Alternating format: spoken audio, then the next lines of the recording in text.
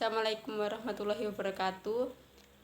Saya Putri Dwi Rahayu dari STAI Muhammadiyah Tulungagung, Prodi Ekonomi Syariah. Video ini bertujuan untuk mempresentasikan PowerPoint saya yang berjudul Polis Asuransi.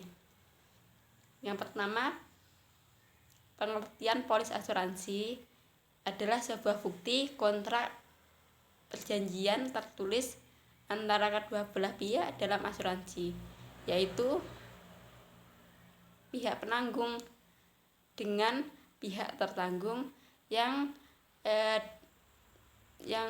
berisikan tentang segala hak dan kewajiban antara masing-masing pihak tersebut. Polis asuransi akan menjadi bukti tertulis yang sah dalam perjanjian yang dilakukan oleh pihak penanggung dan pihak tertanggung. Pihak tertanggung melakukan pembayaran tertentu yang sering disebut dengan premi, sedangkan pihak penanggung akan membayar pihak tertanggung jika terjadi kerusakan, kerugian ataupun kehilangan yang dijelaskan dalam akad atau sistem dalam polis tersebut. Yang kedua, fungsi dari polis asuransi. Mengingat pentingnya sebuah asuransi, maka sudah sewajarnya jika kita memahami tentang polis, tentang keseluruhan isi polis dari polis asuransi yang kita miliki. Tujuan kita mempelajarinya adalah untuk menghindari terjadinya kerugian yang bisa muncul di hari yang akan datang. Entah itu kerugian pihak tertanggung ataupun pihak penanggung tersendiri. Fungsi polis asuransi dibagi menjadi dua, yaitu fungsi polis bagi nasabah penanggung atau yang disebut dengan tertanggung. Yang kedua adalah fungsi polis perusahaan asuransi atau pihak penanggung. Yang pertama, fungsi polis bagi nasabah pengguna asuransi atau pihak tertanggung. Yang pertama, menjadi alat bukti tertulis atau jaminan penanggung atas berbagai resiko dan penggantian kerugian yang mungkin terjadi pada tertanggung, di mana kerugian tersebut telah tertulis dalam isi polis. Yang kedua, menjadi bukti pembayaran premi yang diberikan kepada pihak perusahaan selaku sebagai penanggung. Yang ketiga, menjadi bukti paling autentik, paling sah untuk menuntut penanggung jika sewaktu-waktu lalai ataupun tidak memenuhi jaminan yang menjadi tanggungannya. Yang poin selanjutnya adalah fungsi polis bagi perusahaan atau penanggung. Yang pertama, menjadi alat bukti atau tanda terima premi asuransi yang dibayarkan oleh pihak tertanggung. Yang kedua, menjadi bukti tertulis atau jaminan yang diberikan kepada pihak tertanggung untuk membayarkan ganti rugi yang mungkin diderita oleh pihak tertanggung.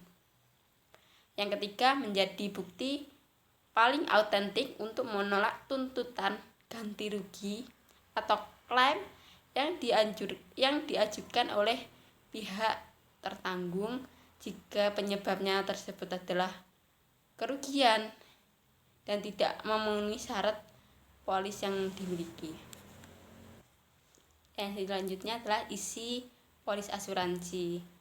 Polis asuransi adalah bukti perjanjian penutupan asuransi tersebut. Standar polis biasanya terdiri atas yang pertama adalah schedule form atau ikhtilas pertanggungan yang berisikan hal-hal pokok yang perlu diketahui oleh pihak tertanggung. Yang kedua adalah judul polis. Yang ketiga adalah pembukaan. Yang keempat adalah penjaminan atau dengan operative clause. Yang kelima, kondisi. Yang keenam adalah tanda tangan pihak penanggung. Yang ketujuh adalah uraian. Keterangan mengenai tertanggung dan objek yang diasuransikan dapat dilihat pada dokumen asli maupun duplikat ikhtilas polis atau yang disebut adalah schedule form.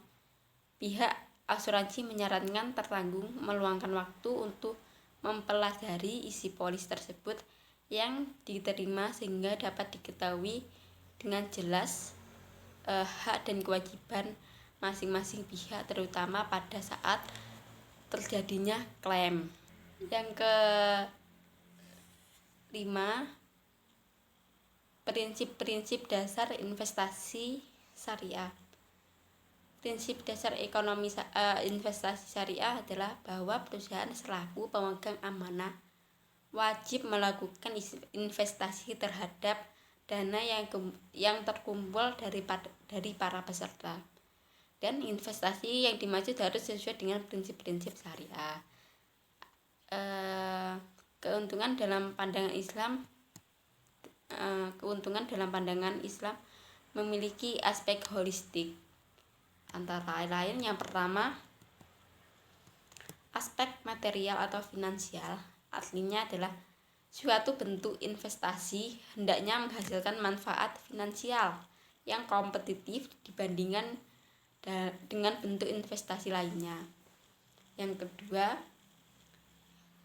aspek kehalalan adalah suatu bentuk investasi yang terhindar dari bidang maupun prosedur yang di dalam akad tersebut terjadi atau di dalam akad tersebut ada syubhat atau keharaman yang harus kita hindari. Yang ketiga adalah aspek sosial dan atau lingkungan. Artinya suatu bentuk investasi hendaknya memberikan kontribusi positif bagi masyarakat banyak dalam lingkungan sekitar, baik generasi saat ini ataupun generasi yang akan datang. Yang keempat adalah aspek penerapan kepada ridha Allah. Artinya suatu bentuk investasi yang tentunya itu harus dipilih dalam rangka mencapai ridha Allah Subhanahu wa taala. Sekian presentasi dari saya. Bila ada kurang lebihnya saya mohon maaf. Wassalamualaikum warahmatullahi wabarakatuh.